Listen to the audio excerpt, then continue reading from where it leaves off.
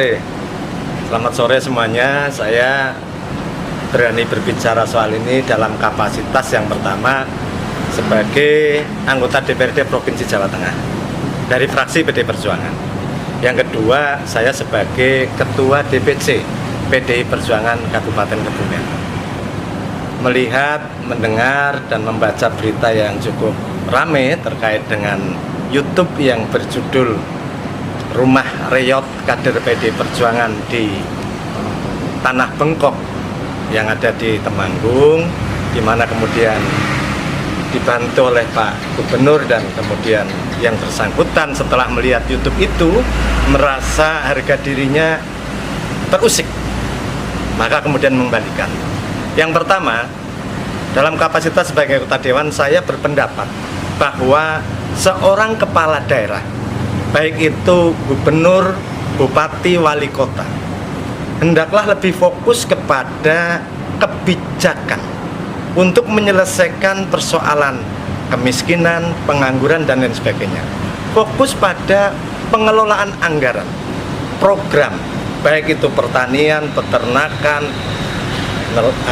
perikanan, menambah lapangan pekerjaan agar pengangguran berkurang, sampai ke infrastruktur yang berdaya ungkit terhadap perekonomian masyarakat, sehingga angka kemiskinan menurun. Karena kalau seorang kepala daerah kemudian menyelesaikan persoalan dengan pendekatan orang per orang, man to man marketing, apalagi kemudian diunggah di medsos dan diviralkan, itu lebih cenderung pencitraan. Sekali lagi, membantu dengan sistem orang per orang, kemudian diunggah, diviralkan, itu lebih cenderung pencitraan. Kenapa? Karena seorang gubernur pengelola anggaran yang cukup besar di Jawa Tengah itu 28 triliun kurang lebih. Beliau sudah menjabat berapa tahun? 8 tahun. Ini sebentar lagi tinggal 2 tahun. Maka ibarat beliau adalah panglima tempur melawan kemiskinan dan pengangguran. Beliau punya pasukan yang sangat besar. Kepala divisi-divisi, atau di situ ada kepala dinas, ribuan jumlah. Dan itu difokuskan untuk mengatasi kemiskinan di Jawa Tengah. Begitu kira-kira. Jadi beda antara seorang YouTuber yang mencari orang miskin kemudian dieksploitasi, diviralkan dengan dibantu, tetapi dia mendapat cashback yang lebih.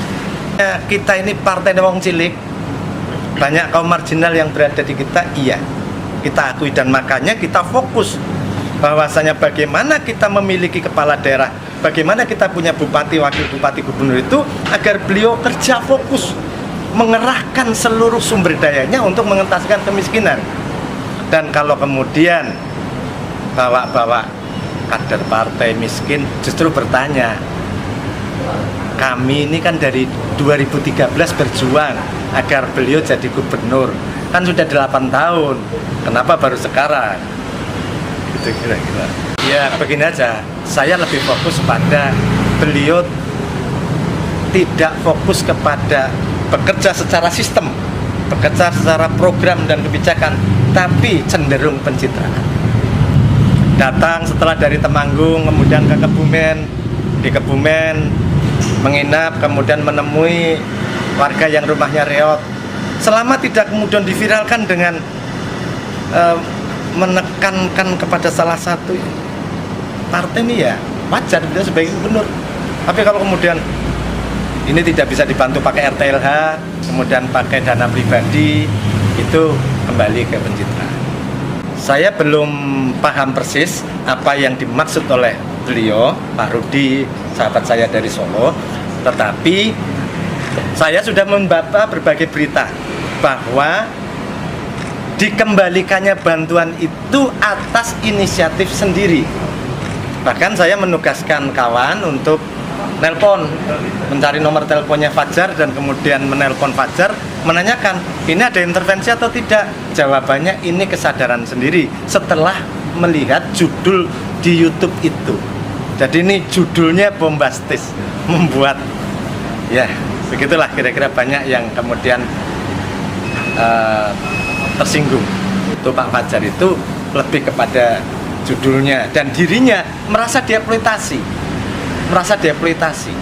bahwasannya loh saya tidak mengundang, beliau datang sendiri, bahkan tidak ada pemberitahuan, ujuk-ujuk begitu dia juga tidak minta bantuan, ujuk-ujuk didatangi, kemudian diberi bantuan, disorting dengan segala macam, lah kok diunggah di YouTube, dan kalau tidak salah itu YouTube channel pribadi dengan judul yang semacam itu.